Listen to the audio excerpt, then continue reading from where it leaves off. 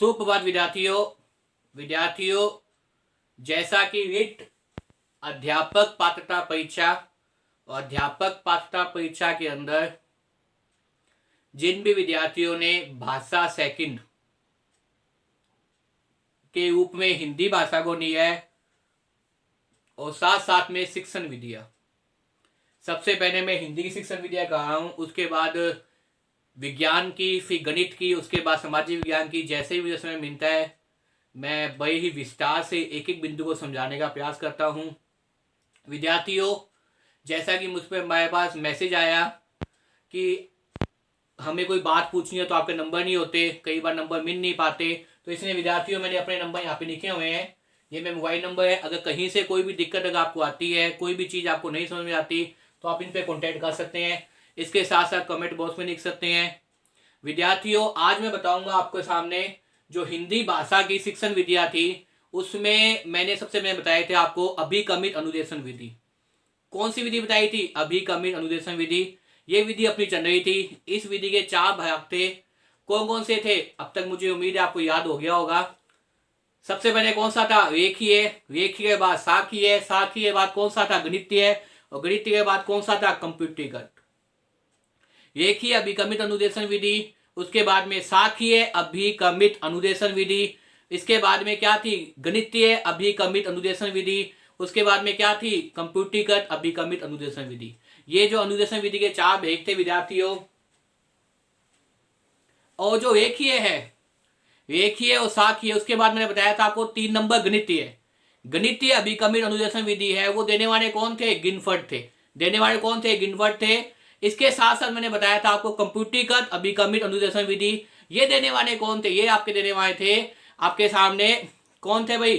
गणितीय के अंदर कौन से थे? गिनफर्ड। और कंप्यूटरीकृत कौन सी दी थी? नोएस ने दी थी। और भारत में 1966 में क्या है, इसकी शुरुआत हो गई थी। अब देखिए विद्यार्थियों, यहां तक इससे पहले जो वीडियो बनाई थी, इस पहले वाले वीडियो में मैंने आपको बता दिया था और मुझे उम्मीद है आप सभी ने उस वीडियो को देखा होगा।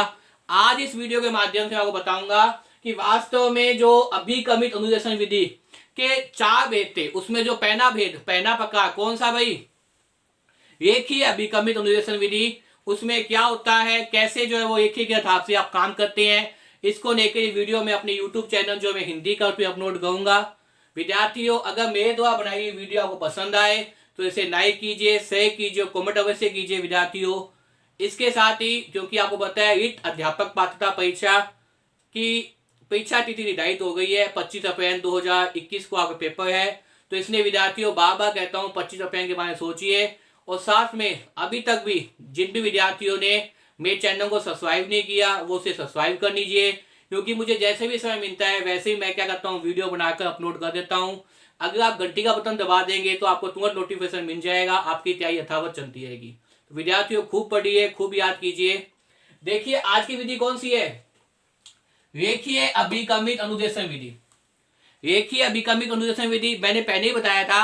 अभिक्रमित अनुदेशन विधि का मतलब क्या है कि आपके सामने जो विषय वस्तु दी जाती है उसे हम छोटे छोटे भागों में क्या करते हैं? विभक्त कर देते हैं। उसे हम क्या करते हैं? छोटे छोटे भागों में विभक्त कर देते हैं।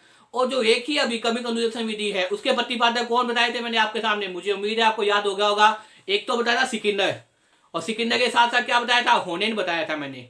और सिकिंदर का सिद्धांत कौन सा था? क्रिया प्रस्तुत सिद्धांत। देखिए विद्यार्थियों, आप ऐसे याद कीजिए कि सबसे पहले तो क्या थी? अभिक्रमित अनुदेशन विधि। अब अभिक्रमित अनुदेशन विधि के 4 भेद बताए थे, 4 प्रकार। सबसे पहले रेखीय अभिक्रमित अनुदेशन विधि, उसके बाद में साखीय अभिक्रमित अनुदेशन विधि, उसके बाद में गणितीय अभिक्रमित अनुदेशन विधि, उसके बाद में क्या बताया था मैंने आपके सामने? कंप्यूटरीकृत अभिक्रमित अनुदेशन विधि। अब देखिए रेखीय और साखीय छोड़ के आप तीसरी पे आइए, गणितीय। गणितीय का मतलब गै से आप याद रखिए गिनपढ़। देने वाले कौन थे? गिनपढ़।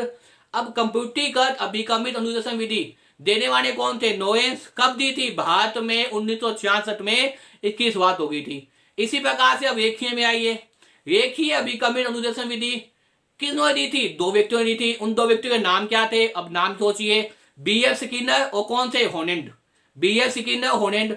अब बी.एफ. स्किनर सिद्धांत कौन सा था? क्रिया प्रस्तुत सिद्धांत। बी.एफ. स्किनर सिद्धांत कौन सा था? क्रिया प्रस्तुत सिद्धांत। अब देखिए होता क्या है इस रेखीय अभिक्रमित अनुदेशन विधि के अंदर। इस विधि के अंदर भी पाठ्यक्रम को, विषय वस्तु को छोटे छोटे भागों में बनाकर एक के बाद एक भेजा जाता है। एक के बाद एक भेजा जाता है, इसलिए क्या एक रेखा के रूप में जाती है। इसीलिए का नाम क्या पड़ गया, रेखीय अभिक्रमिक अनुदेशन विधि पड़ गया। देखिए विद्यार्थियों, रेखीय अभिक्रमिक अनुदेशन विधि सबसे पहले तो देखिए किन्होंने दी थी, B.S. स्किनर ने और होनेड ने। सबसे पहले देखिए रेखीय अभिक्रमिक अनुदेशन विधि के प्रतिपादक कौन है, B.S. स्किनर और होनेड। कब दी गई थी, 1954 में। कब दी गई थी, 1954 में। याद कर लीजिए साथ साथ में विद्यार्थियों, ये प्रश्न पेपर में आया हुआ है कई बार कि रेखीय अभिक्रमिक अनुदेशन विधि के प्रतिपादक कौन है, दोनों प्रतिपादक है। अब दोनों के नाम याद कर लीजिए, स्किनर और होनेड। कब दी, 1954 में। अब देखिए इस विधि में होता क्या है रेखीय अभिक्रमिक अनुदेशन विधि में प्रतिभागी के पास जो विषय वस्तु भेजी जाती है, प्रतिभागी के पास जो विषय वस्तु भेजी जाती है, किसके बाद भेजी जाती है, प्रतिभागी के पास जो विषय वस्तु भेजी जाती है,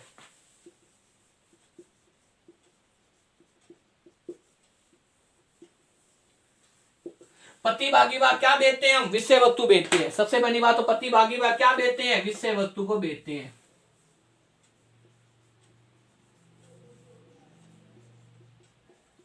प्रतिभागी के पास जो विषय वस्तु भेजी जाती है, क्या भेजते हैं, प्रतिभागी के पास विषय वस्तु भेजते हैं।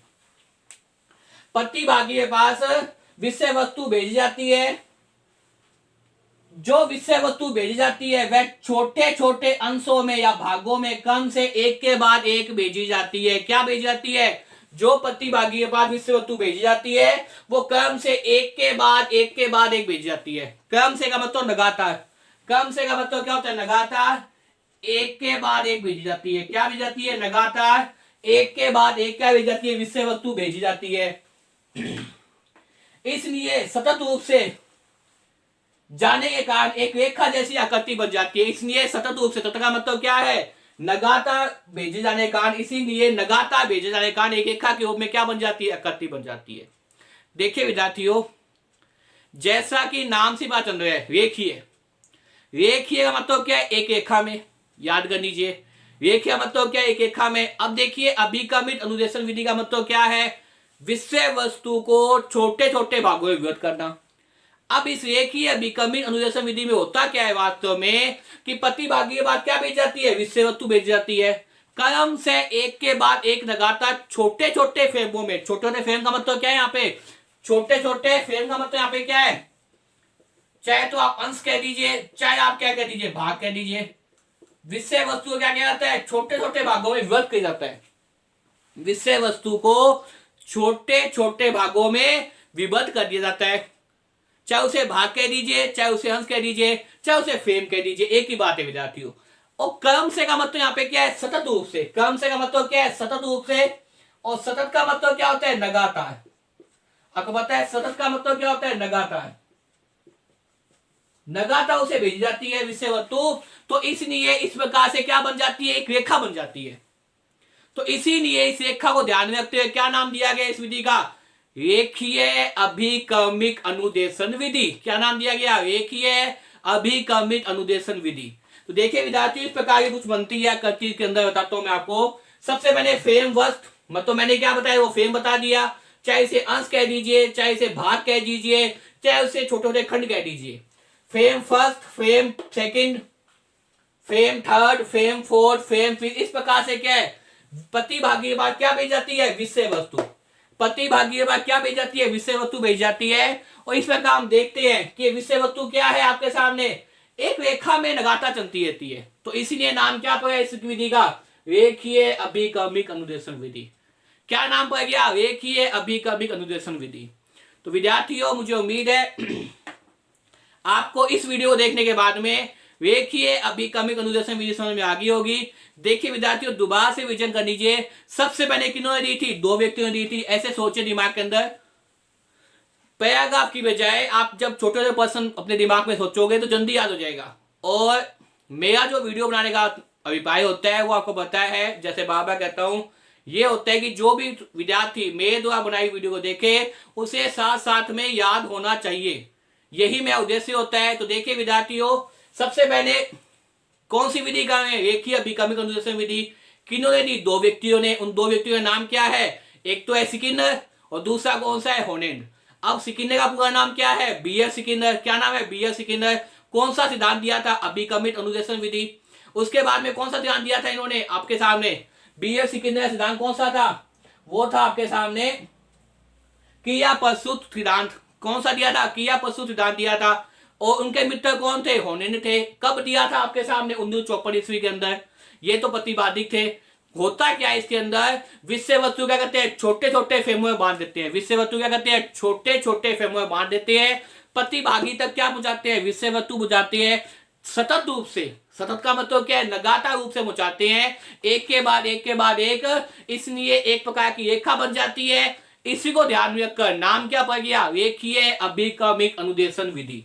तो मुझे पूरी उम्मीद है विद्यार्थियों कि जो भी विद्यार्थी मेरे द्वारा बनाई हुई वीडियो देखेगा वो पेपर के अंदर अगर इसमें से प्रश्न आता है रेखीय अभिक्रमिक अनुदेशन विधि और इनके 4 भाग, वो कभी गंत नहीं करेगा। तो विद्यार्थियों बार बार इस वीडियो को देखिए और याद करने का प्रयास कीजिए। और इसके साथ साथ विद्यार्थियों मेरे द्वारा बनाई वीडियो को अगर आपको अच्छी लगे तो अवश्य शेयर कीजिए, ताकि किसी स्टूडेंट का जो पढ़ना चाहता है आपके द्वारा किया गया काम क्या होगा? सार्थक होगा। विद्यार्थियों बार बार देखिए और याद करने का प्रयास कीजिए। धन्यवाद।